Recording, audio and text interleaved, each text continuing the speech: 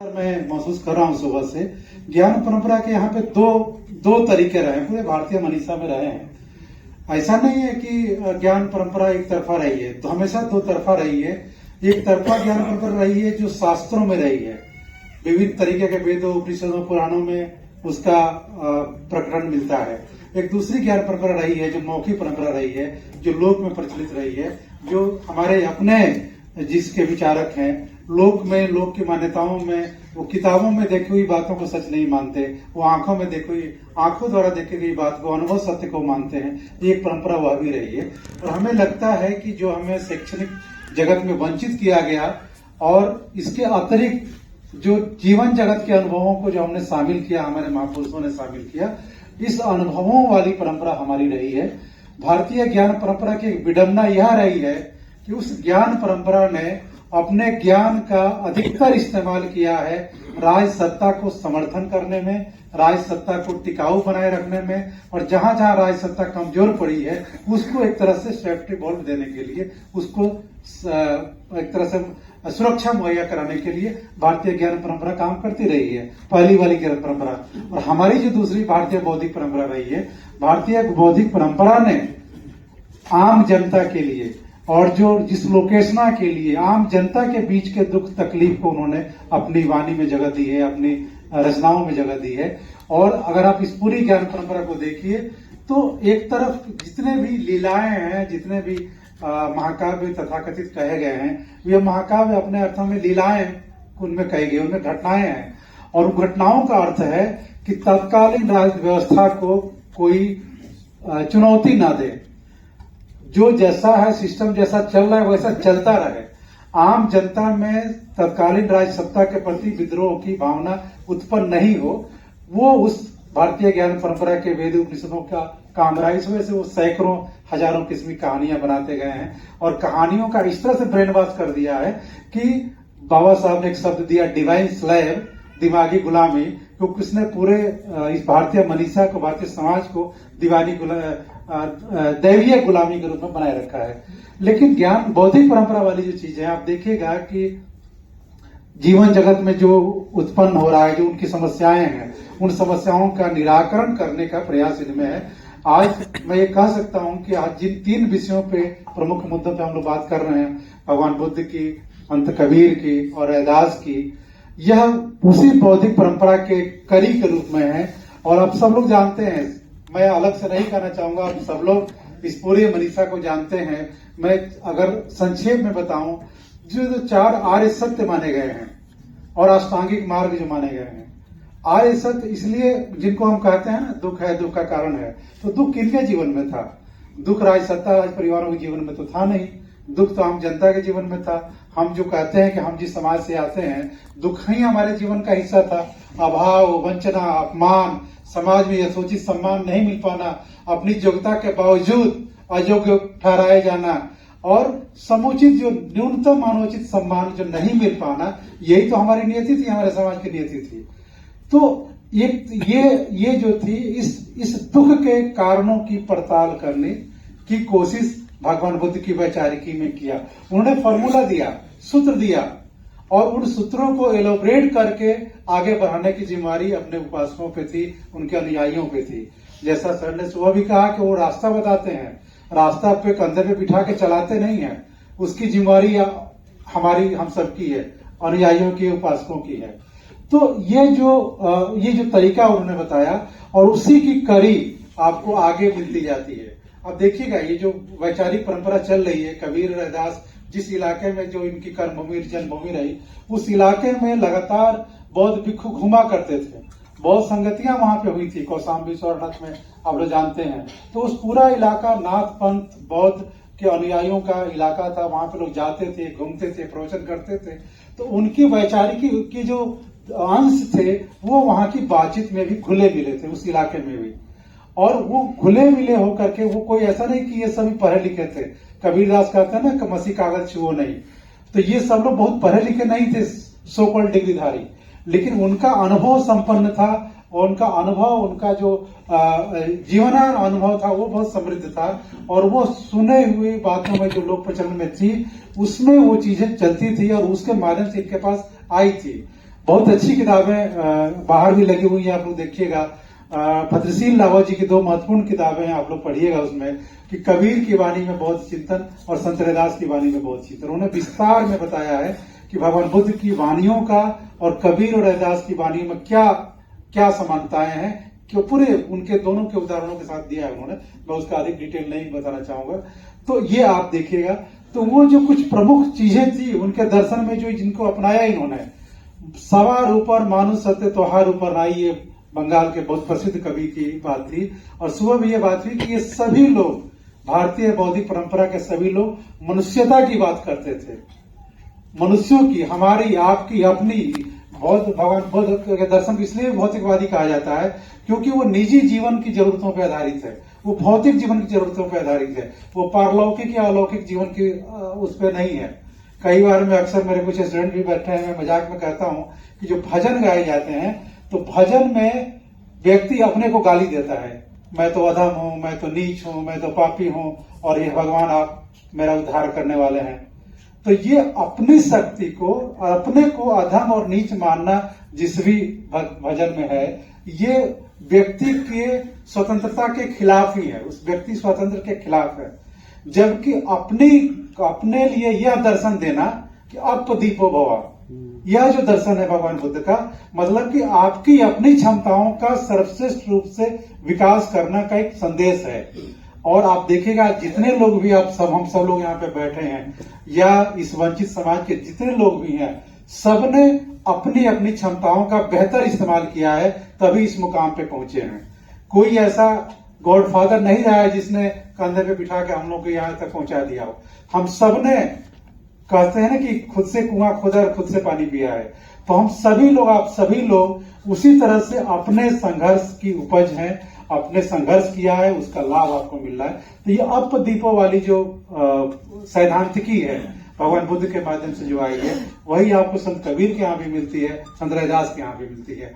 संत रैदास भी आप देखिएगा कि जो जब हमने बताया ना कि दुख के कारण जो भगवान बुद्ध के समय में थे, अपमान, वंचना, गरीबी, जाति के देश जो दंश था, इन सब की चिंताओं में कैसे उबरा जा सकता है, वह मिलता है कबीर और रैदास के यहाँ भी। कबीर के प्रसिद्ध पंक्ति आप लोग जानते हैं, साईं इतना दीजिए जामे कुटुंब समाए, मैं भी भूखा ना रहूं साधु ना भूखा जाए।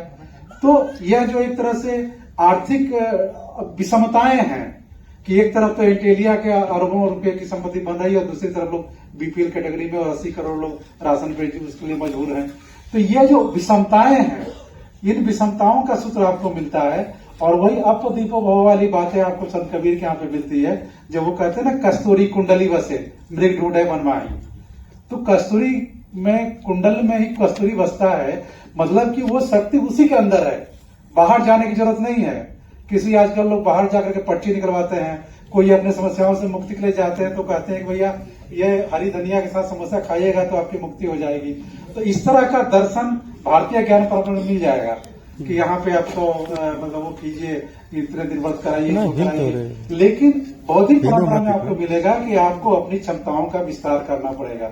अभी सर ने, बहुत सारे लोगों को खराब लगा होगा जब नरेंद्र सिंह सर अपनी बात कह रहे थे कि अपनी आत्मालोचना खराब लगती है, सुनने में खराब लगता है, लेकिन देखिए अगर बीमारी है तो बीमारी को सर्जरी करनी पड़ती है, और जब सर्जरी करनी पड़ेगी तो दर्द तो होगा ही, मवाद निकालने के लिए थोड़ा सा घाव को दबाना भी पड़ता है, थोड़ा गहरा चीरा लगाना पड़ता है।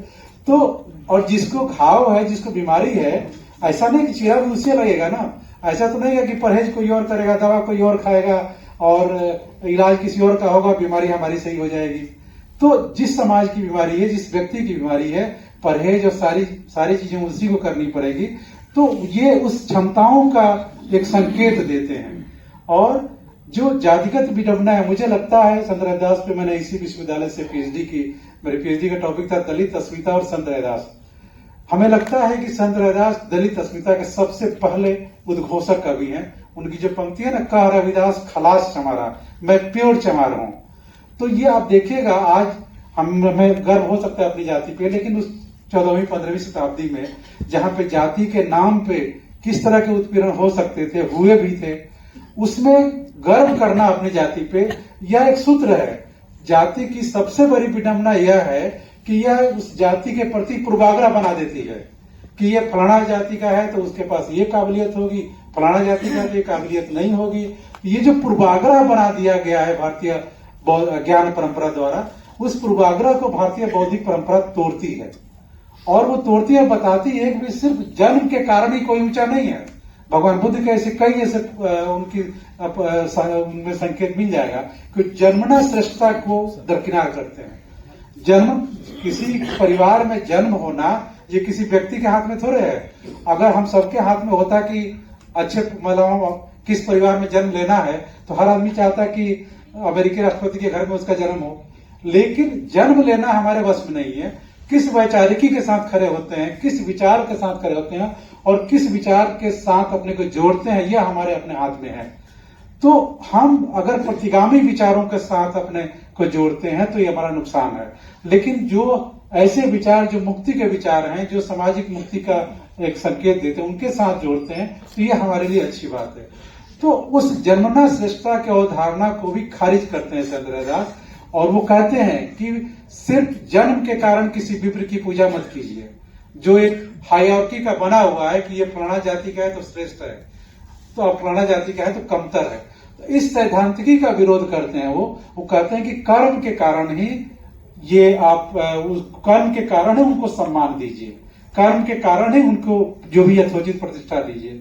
तो इस पूरी वैचारिकी को मैं सिर्फ संकेत में दूंगा, और भी बहुत से, चूंकि मैं इसी यूनिवर्सिटी का हूं तो जो बाहर के मेहमान आए उनके साथ अधिक मैं बात नहीं करना चाहूंगा। मैं कोशिश करूंगा कि बाहर के जो लोग आए उनको भी हम लोग सुने, अपनी बातचीत करें। तो मुझे लगता है कि वो एक सूत्र देते हैं कि ये जो बाहरी आवरण बनाए गए हैं पवित्रता के, उच्च श्रेष्ठता के और उत्कृष्टता के, उन सभी आवरणों की एग्जामिन करते हैं, री एग्जामिन करते हैं। हमारे संत कबीर करते हैं, रैदास करते हैं। एक और बात कहा कि अपनी बात खत्म करूंगा। जैसा सर ने कहा कि आर्थिक आंदोलन के लिए भी मायने थी, आप सब लोग जानते हैं। इरफान हबीब ने मध्यकालीन भारत के अपने लेख में जिक्र किया है कि ये सब जो इस्लाम के आने के साथ में एक बहुत बड़ी औद्योगिक क्रांति भी हुई इस भारत में। रहट का आविष्कार हुआ, खेती के साधनों में रहट का आविष्कार हुआ सिंचाई के साधनों के लिए, और उसमें चरखे का आविष्कार हुआ, चमड़े का आविष्कार हुआ, जूते का आविष्कार हुआ। तो चर्म उद्योग, वस्त्र उद्योग, नगरीय सभ्यता, अलग अलग नगर बसाए गए, किस तरह से स्थापत्य कला का विकास हुआ। तो ये सब जो नए नए किस्म के उद्योग धंधे बने, इन उद्योग धंधों में काम करने वाले, इन उद्योग धंधों में लगने वाला जो समाज था वो अपना समाज था। और ये देखिएगा कि चूंकि वो उन उद्योग धंधों में उनकी हिस्सेदारी थी। आप जानते हैं कबीर जुलाए थे, उनका वस्त्र का बहुत बड़ा काम था, वस्त्र उद्योग का बहुत बड़ा काम था। संत रैदास जिस समाज से, उनका चर्म उद्योग का बहुत बड़ा काम था। तो उस औद्योगिक क्रांति ने एक स्पेस पैदा किया उस वंचित समाज के रहने वाले लोगों को कि उस औद्योगिक क्रांति में भागीदार बने। कबीर कहते हैं ना, कबीरा खरा बाजार में सबकी मांगे खैर, ना काहू से दोस्ती ना काहू से बैर। जेएनयू वामपंथ के नाम पे जाना जाता है। वामपंथ में पूंजी को बहुत अलग तरीके से देखा जाता है, लेकिन देखिएगा पूंजीवादी व्यवस्था ने भी, पूंजीवादी व्यवस्था की सबसे अच्छी खासियत यह है कि वो सामंती मूल्यों को तोड़ती है। एक तरफ सामंती व्यवस्था है, दूसरी तरफ पूंजीवादी व्यवस्था है। पूंजीवादी व्यवस्था ने दलित समाज, बहुजन समाज की बेहतरी के लिए भलाई का काम किया है। सामंती समाज ने दलित समाज को एक तरह से बंधुआ बना करके, कमजोर बना कर रखने का काम किया है। तो कबीर कहते हैं ना कि कबीरा खरा बाजार में सबकी मांगे खैर। बाजार की व्यवस्था है वो सबकी खैर मांगती है। अगर आपके पास परचेजिंग पावर है तो कोई आपसे कास्ट नहीं पूछेगा, और परचेजिंग पावर नहीं है तो आप किसी भी ऊंची जाति के क्यों न हो, बाजार में आपकी कोई अहमियत नहीं है। तो उस बाजारवादी, उस पूंजीवादी व्यवस्था के सकारात्मक पक्षों का इस्तेमाल हमारे संत कवियों ने किया, उसमें शामिल हुए, उसका इस्तेमाल किया। और वो एक कहीं ना कहीं मैसेज है कि जो सामाजिक परिवर्तन हो रहा है वर्तमान में, उस परिवर्तन के साथ अपनी साझेदारी करें, उसके कदम के ताल के साथ मिलाकर चले। और यदि आप उसके साथ कदम ताल मिलाकर के चलेंगे तो फिर आपकी स्थिति बेहतर होगी। और तभी आज से 600-700 वर्ष बाद भी उनमें ऐसे संकेत मिलते हैं उनकी वाणियों में कि हमें वो चीजें बेहतर लगती है। तो मुझे लगता है कि आर्थिक भी समाज में सामंती मूल्य हैं, जो जातियों के मूल्य हैं, पारंपरिक मूल्य हैं, उनसे मुक्ति के लिए भी अगर आपको जाना है तो आपको बाजार की पास जाना पड़ेगा, बाजार को में हिस्सेदारी अपनी बढ़ानी पड़ेगी और बाजार के उस परचेजिंग पावर में आपको मजबूती से शामिल होना पड़ेगा। और बाजार का यही है कि बाजार की चीजें हैं वहां पे जातिवाद के दंश कम है, खत्म नहीं हुए हैं, कम है। मैं पूरे होशोहवास में कह रहा हूं कि ये जो बाजार है, भारतीय बाजार है, भारतीय की जो पूंजीवादी व्यवस्था है, यह भारतीय सामंती व्यवस्था ही पूंजीवादी व्यवस्था के रूप में परिणत हो गई। बड़े बड़े जमींदारों ने जमीन बेच करके और पूंजीपति बन गए, तो राजा महाराजा थे, अपने किलों को उन्होंने होटल बना दिया। तो भारत की जो पूंजीवादी व्यवस्था है वो सामंती व्यवस्था का ही एक सेकेंडरी एडिशन है। मैं बहुत सारे मेरे व्यक्तिगत अनुभव रहे हैं बड़े कॉर्पोरेट हाउसेस के साथ काम करने का, तो लेकिन इसके बाद भी वहां पे थोड़ा बहुत स्कोप है। और जैसा मैं अंत में बस यही कहूंगा कि जो मनवादी व्यवस्था जो मजबूत बनी रही है वो तो उसके 2-3 वजह रही हैं। शिक्षा, शस्त्र और संपत्ति पे एकाधिकार कुछ खास वर्गों का, तो कुछ खास वर्गों का शिक्षा पे, शस्त्र पे, संपत्ति पे एकाधिकार है और उस एकाधिकार को तोड़ने का जो प्रयास करते हैं उस मनवादी व्यवस्था को भी नष्ट करने का काम करते हैं।